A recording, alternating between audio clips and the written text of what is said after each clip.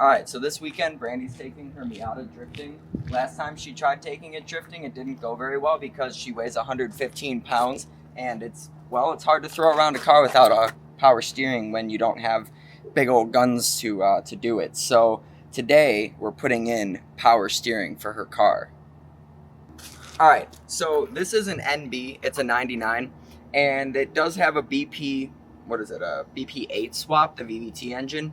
But what's going on here is that the power steering setup on the 99, the NBs, any NB is different from what's on the NAs.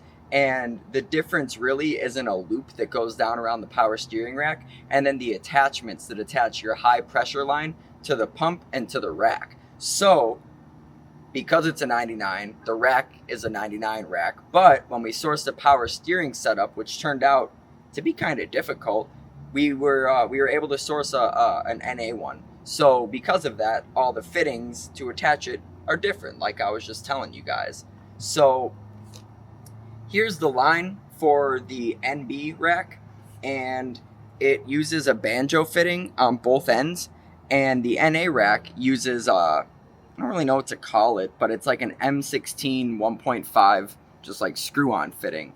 So if you come over here and you look at the power steering pump, so you see right here on the power steering pump is where the high pressure line screws in. And then down here on the rack, you can't really see it, is where the banjo bolt is. So because it's an NA power steering pump and an NB rack, they don't connect as they should. The attachment to go to the steering rack is an M14 1.5 on the NAs, and on the NBs it's a M16 1.5. And the adapter is super uncommon, so you can't really find it at like your local parts store or like even Ace Hardware or any of the automotive stores. But I think I might have found a solution, so come check this out. Alright, so here's the service loop, and then here's the power steering line that I was holding that has the banjo fitting. Fortunately, this has a little fitting on it that attaches to the loop, and though these are two different power steering lines, I might be able to make something work between the two of them, because as you can see here, they both have the M14 fitting. So I'm going to take this one and I'm going to attach it to this hardline service loop, and I'm going to see if I can install it on the car and have this still reach the pump. Yeah, obviously because the drift event is in 2 days, I can't get anything shipped in from Amazon Prime, so we're kind of making do with what's here, but this might be the solution. Alright, so I attached the high pressure line to this hard line that goes to the NB high pressure line. It's very confusing, sorry. So let's go put this on the car and see if it actually fits. Alright, we have success here. So I went ahead and I attached the hard line from the NB steering rack to the soft line from the NA power steering pump.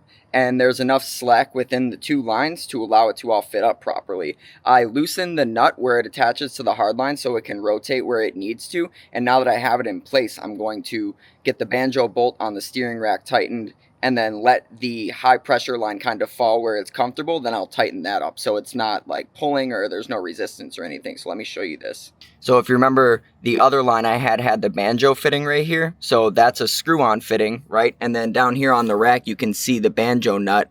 And then right here, right where my finger's pointing, you can see the hard line where it's attached. So I'm gonna just get this all tightened up and then get some power steering fluid in it. But I need a belt, so we're gonna get a belt too.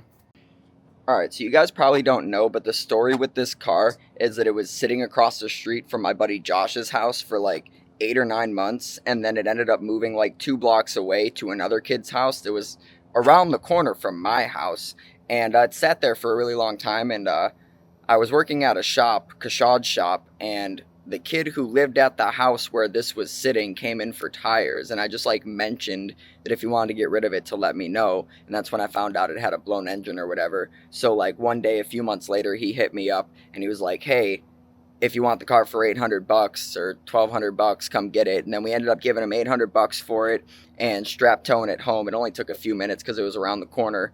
And we got this engine, put it together, and slapped it in the car. And I really haven't touched anything else because the kid said he was daily driving it. So yeah, the transmission didn't have any fluid in it, and the E-fans are wired up with what looks to be like household wire. I don't even know. It looks like very small gauge wire. So while I wait for Brandy to run over to the auto store and get the power steering belt, I'm going to rewire her fans and take out any of this tiny wiring that's in here. Look at this. You got 2 fans wired up to this. This isn't going to get the job done. And I'm not really even sure what assembly it's wired to. This might be the stuff for the thermostatic switch. It might not be. I really don't even know. So I have to figure out what's going on here as well. Those are not going to cut it. The car has driven fine with it like that, but on the hottest day of the week last week when she was driving it around, it did start to overheat, and I didn't really look at the assembly until that started to happen. So with that being said, there's no way that these wires can carry the resistance that's necessary through the ground in order to keep these fans working at a high speed. So the wires have to get changed out regardless. If I can figure out what they're working off of, that would be better. But I'm willing to bet it's whatever thermostatic switch controls the original E-fan, but I'll look into it all. Alright, so I did a little bit of problem solving. I took the high pressure NA line and I attached it to the high pressure NB line via an attachment on the hardline loop that's on the NB steering rack.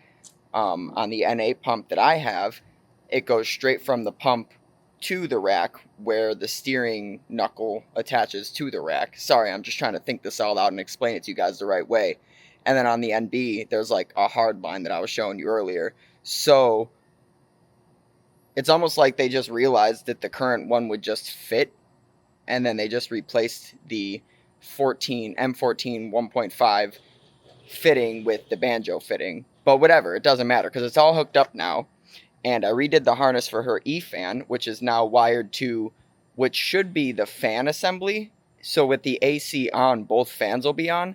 And then when the car is overheating, it'll also trigger both fans. There's a diagram for it. I'll put it in the description if it works. So let's get some fluid in there and see how this all goes. Are you excited to have power steering? Heck yeah. How are you going to feel if we put the fluid in there and it starts leaking out of your rack? Not good. That might happen. It could happen. But there's reason to be optimistic. Because I have another. Because you have another. You like that power steering?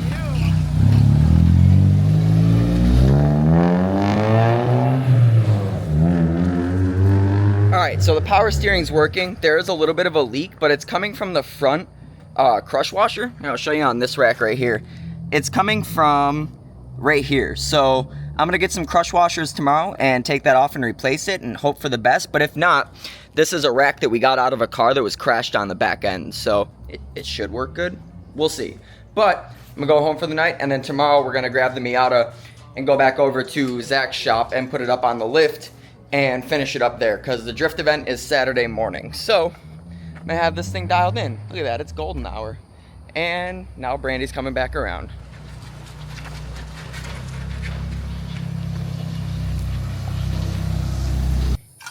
Alright, it's time to go get the drift car aligned. I've been working on it all day. I got the power steering leak fixed. Whoever had the rack on this car just like took the crush washers out of the banjo bolt for the hard lines on the bottom.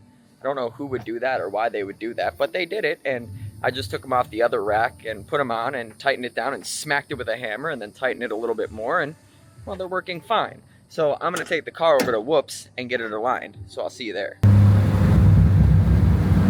Dude, this car is so much fun. For a Miata, this thing gets it. This is a really fun car. Alright, I got the Miata up on the lift, and everything looks pretty alright. There's nothing concerning that I see, so that's a good sign. But when you come back here, you grab the wheel, and you spin the wheel. Where is it? Is it the other way? It makes some noise. Right there. You hear that? Doesn't want to do it now. I don't know. I don't think that's super concerning. I'll check the transmission fluid, of course, but I'm 90% sure the issue is the throwout bearing. You hear that? That could just be like normal play. But these are also plastic on the inside of the throwout bearing. So the idea here is that it probably broke, but we'll find out. All right, so I got out the throwout bearing, and when I took the transmission down, originally I thought that maybe this wasn't the problem, but you know what? After looking at it and looking at the new one, it definitely is. And this is how I know. This is the old one right here. I just cleaned it up. If you spin it, hear that sound? I mean, who knows? I mean, that definitely spins easier than it should, right? If you can just like spin that freely. This one, you know, you can't do that. So this one's all packed with grease. There's no grease in this one. I don't know. There we go. There we go. But yeah, you hear that? There's no marking on this one that would indicate that it's like an OE or an exity one, whereas this is an exity one, and it's labeled NTN, Japan. All this has on it is a part number, so I can look up this part number and see where it came from. I'm willing to bet it's some cheap Amazon crap. All right, got transmission fluid in the Miata. Dude, it is so hot out. It's like 10 o'clock right now. It's still like 85 degrees. Here comes Brandy. How is it? It fucking hurts. Rip. Go.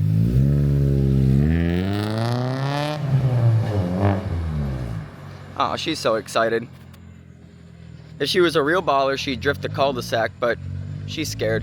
All right, well, it's been a really hot morning, but Brandy's drift car is ready to go. So, got an alignment yesterday over at Whoops. Got the whole entire JZX packed up, got the tent, got the Miata ready to go. Are you gonna learn how to drift today? Or build on what you did last time? But now that you have an alignment and power steering, it should be a lot better? Should be a lot better.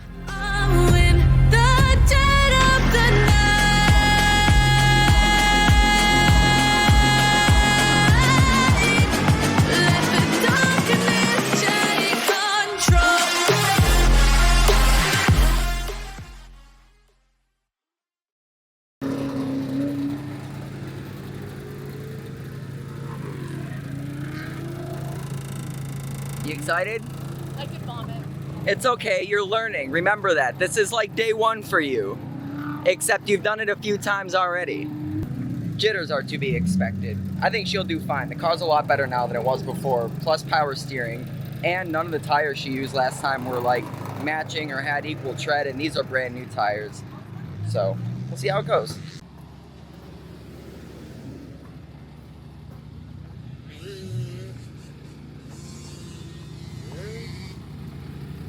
All right, have fun.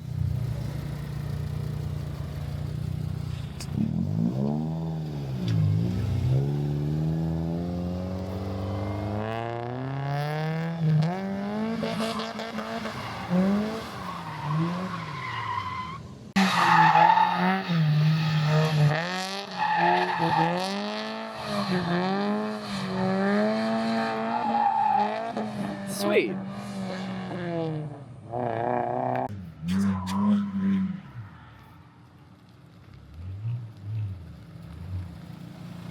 What are you, sneaking out and driving at night? Do it in second. Second? Do Yeah, it in I was second. thinking that too. You're- I'm just fucking Bro, launching. you're fine. Okay. Just do what you think you should do. The cones are all, I feel like the cones are all fucked up. I can't see where the route is, so. Make your own. Okay, okay. Letting go of the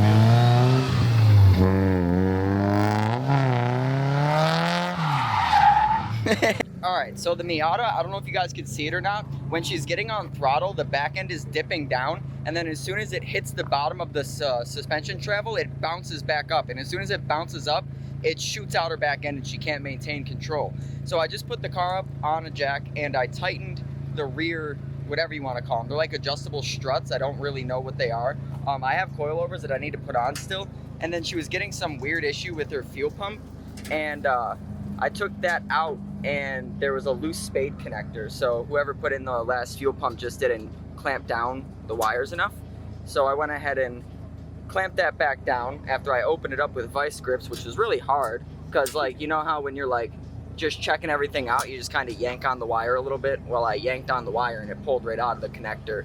And it wasn't a spade connector, it's just like the circle one that joins two wires together. Sorry, it's like 100 degrees out. I can barely think, and I'm also putting on the fuel pump cover right now.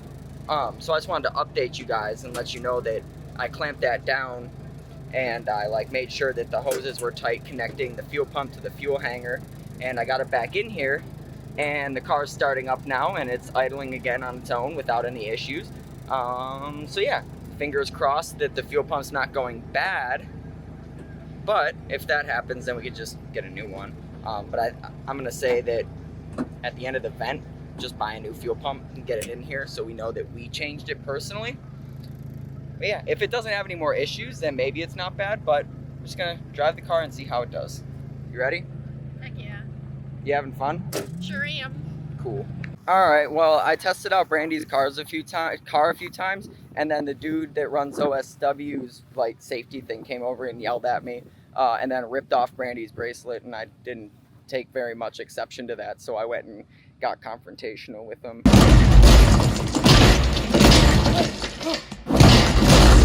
And well, Brandy's driving again. I'm not, but it's because I don't have pants, and that's really the only reason. But yeah, if you come up to me and you start yelling at me and then you like physically rip the bracelet off my lady's wrist, like that is not okay. Not at all. So Brandy's driving again, but they're doing a layout change right now, but she's getting better. I tightened up the suspension and then I went and I took it for the test laps after I did that, and that's when all of that transpired. So now after she got a few laps, we're just doing a layout change real quick, and it's coming towards the wall, so we're gonna go look at it so I can kind of help figure out how she's gonna do this.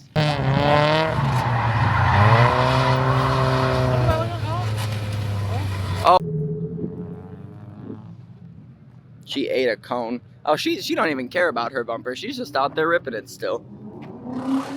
Here I am running over to get the zip ties, and she's just like doing donuts.